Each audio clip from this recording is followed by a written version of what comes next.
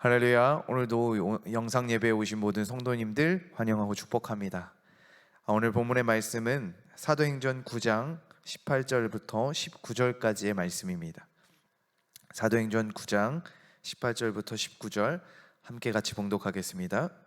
즉시 사울의 눈에서 비늘 같은 것이 벗어져 다시 보게 된지라. 일어나 세례를 받고 음식을 먹음에 강건하여 지니라. 아멘. 한때 우리나라에 유행하던 단어가 한 가지 있습니다. 좋지 않은 단어인데요, 바로 헬조선이라는 것입니다.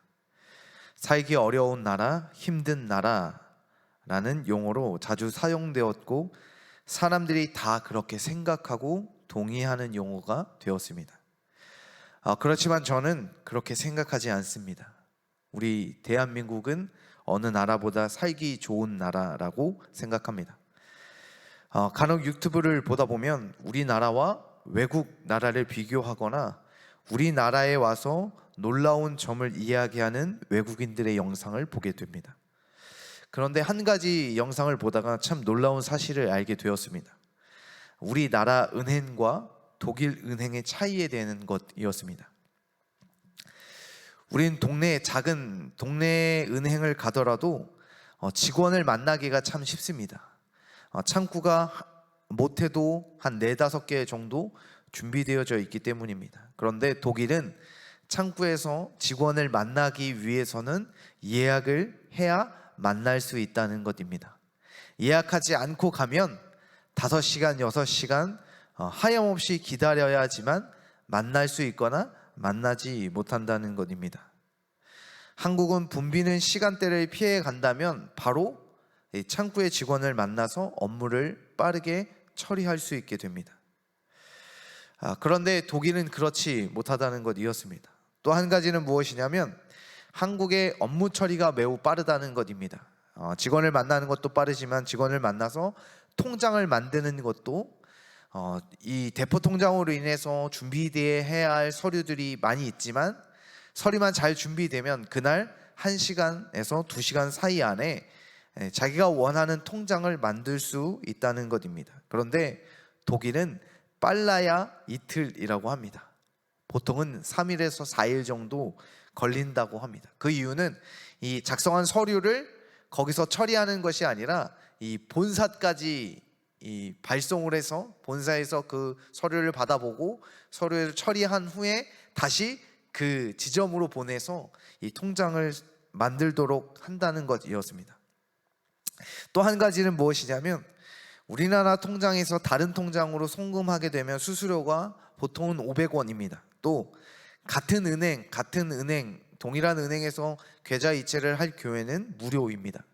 그러나 독일은 대략 2,000원 가량의 수수료가 필요하다고 합니다. 또는 내 통장에서 창구에서 돈을 꺼내기 위해서 요구를 하면 거기에도 수수료 2,000원이 있다고 합니다.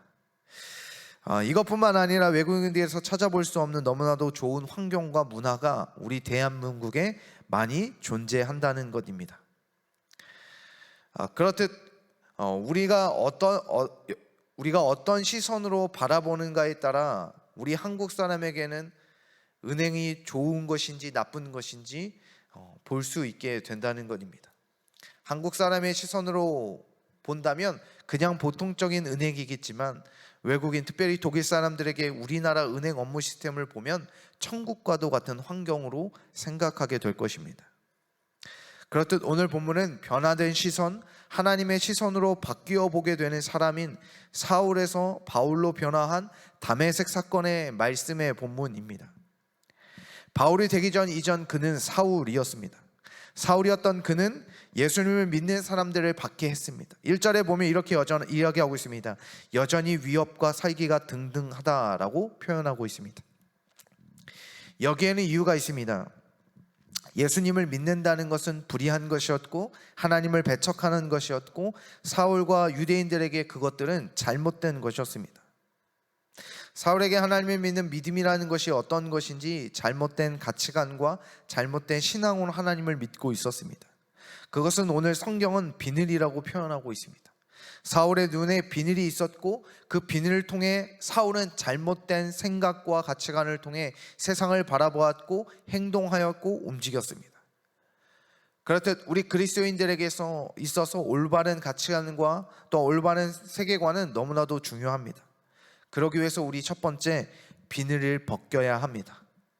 세상을 보는 잘못된 마음, 잘못된 생각, 행동들의 비늘들을 벗겨야 합니다. 사실 바울은 하나님을 믿지 않는 사람이 아니었습니다. 하나님을 믿지만 예수 그리스도를 믿지 않았습니다. 이 비닐은 바로 우리 믿는 자들에게 있어서 벗겨내야 하는 비닐입니다. 그것은 바로 잘못된 예배의 모습들입니다. 예배에 우리는 무엇을 해야 할까요? 많은 젊은 청년들에게 안타까운 것은 예배에 집중하지 못한다는 것입니다. 예배의 가장 주적은 핸드폰입니다. 젊은 친구들에게 있어서 예배에 빠지지 않는 것은 성경책이 아니라 핸드폰입니다.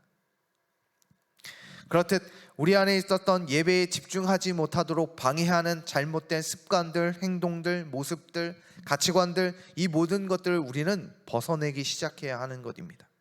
예배에 집중할 수 있도록 핸드폰을 꺼놓거나 말씀에 집중할 수 있도록 하나님의 말씀들을 적고 쓸 수 있는 성경 필사 노트 등 설교 노트 등을 준비해서 예배에 집중할 수 있도록 나의 모습들의 습관들을 바꾸어가고 잘못된 비닐들의 모습들을, 행동들을, 모습들을 바꾸어가야 한다는 것입니다. 그러기 위해서 우리에게 있어서 수많은 노력도와 수고들이 필요합니다. 오늘 이 바울에게 있어서 눈이 가려워지면서 그는 먹지도 못했고 움직이지도 못했습니다. 그런 상황과 환경을 떠나 그런 후 비닐이 벗겨진 후 그는 다시 먹음을 통해 강건하여졌다고 오늘 본문은 말씀하고 있습니다. 그렇듯 우리의 삶에 있는 잘못된 가치관과 생각들, 그리스도를 믿는 믿음의 신앙의 잘못된 행동들로부터 우리는 바뀌어져야 하고 변화되어져야 합니다.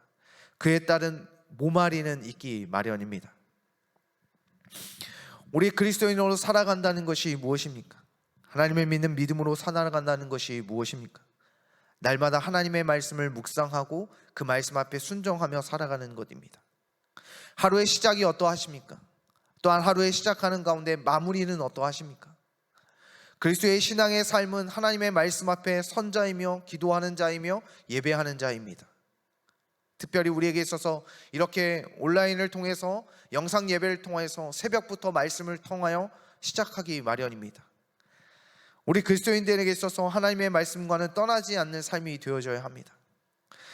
우리의 잘못된 습관은 세상의 즐거움, 세상의 취미, 세상의 자랑으로 쫓아 살아가는 것이 아니라 하나님의 말씀, 기도하는 습관, 하나님의 말씀을 듣는 것, 묵상하는 것, 예배하는 것, 그것이 우리의 삶의 모습 가운데 나타나야 한다는 것입니다. 그러므로 세상에 즐기던 우리의 비닐을 벗겨내고 하나님의 예배하는 영적인 은혜 가운데 사모하며 갈망하며 그 은혜를 바라보며 살아가야 하는 것입니다. 특별히 이제는 내일 거룩한 주일입니다. 저번 주에는 특별히 온라인으로 예배를 드렸지만 이제는 다시 성전으로 함께 모여서 예배를 드립니다. 모든 성도님들께서 성전으로 함께 모일 수 있기를 주님의 이름으로 소망합니다. 코로나라는 잘못된 가치관들로 쓰여져서 하나님을 예배하는 것, 성전에서 함께 모여 예배하는 것이 잘못된 것으로 여겨지지 않으시기를 주님의 이름으로 소망합니다. 온전함으로 주 앞에 나와 예배할 수 있는 저와 우리 모든 성도님 되시기를 주님의 이름으로 소망합니다. 우리의 잘못된 비닐을 벗겨내야 합니다. 그리고 우리에게 있어서 중요한 것이 있습니다. 오늘 이 사도 사울이었던 그가 세례를 받고 사울에서 바울로 변화되게 되어집니다. 세례는 무엇입니까? 내가 이제는 예수 그리스도를 믿음으로 죽고 살겠습니다. 이제는 옛 모습들은 내어버리고 이제 예수 그리스도를 믿는 믿음으로 죽을지라도 그 믿음으로 살겠다는 고백 가운데 살아가는 것입니다. 아직도 내 삶에 예수 그리스도를 믿음으로 살겠다고 하는 모습의 변화들이 바뀌어지지 않는 것들이 있으십니까? 두려움 때문에, 걱정 때문에, 또는 나의 불편함 때문에 아직도 포기하지 못하고 잘라내지 못했던 옛 모습들이 있지 않으십니까? 오늘 이 사도 바울이 세례를 통하여 이제는 예수 그리스도를 믿는 자를 핍박하였던 그 모습에서 떠나 내가 다시 그 핍박받는 그리스도인의 삶으로 나아가겠다는 이 사울의 모습처럼 오늘 하루의 삶 가운데 나는 그리스도인으로 살겠습니다. 그 핍박 가운데 있을지라도 나는 예수 그리스도를 믿는 믿음으로 살아가는 사람으로 살겠습니다라는 그 고백으로 오늘 하루 가운데 살아가시기를 주님의 이름으로 소망합니다. 그러나 그것은 죽는 것이 아닙니다. 19절 음식을 먹음에 강건하여 지니라. 우리는 영적인 또한 육신적인 세상적인 모든 것들이 필요하지만 하나님이 우리를 먹이시고 간건케 하실 것입니다. 그것이 우리 영적일지라도 또한 우리 육적일지라도 하나님께서 우리를 먹이시고 강건하게 하십니다. 우리의 삶의 옛된 모습들을 벗어버리고 세상의 가치관과 다르지 못한 것들을 벗어버리고 오직 하나님을 바라보는 시선 가운데, 하나님의 바라보시는 그 눈 가운데, 또한 말씀의 순종함 가운데 살아갈 때 우리를 강건케 하시는 하나님의 그 은혜가 있는 줄 믿으시기를 주님의 이름으로 소망합니다. 오늘 시간 하나님의 시선으로 살아가시기를 소망합니다. 그러기 위해 나의 잘못된 비닐들, 잘못된 습관과 행동들, 예배에 집중하지 못했던 것, 그리스도인으로 살아가지 못했던 모습들, 그것들을 다 벗어던지고 세례를 받아 사울에서 바울로 그 핍박의 고난의 길로 향하였던 그 바울처럼 내가 그리스도인으로 살겠습니다, 죽거나 살거나 그리스도인으로 살겠다는 그 고백으로 살아가심으로 하나님께서 먹이시고 간건케 하시는 저와 우리 모든 성도님 되시기를 주님의 이름으로 소망합니다.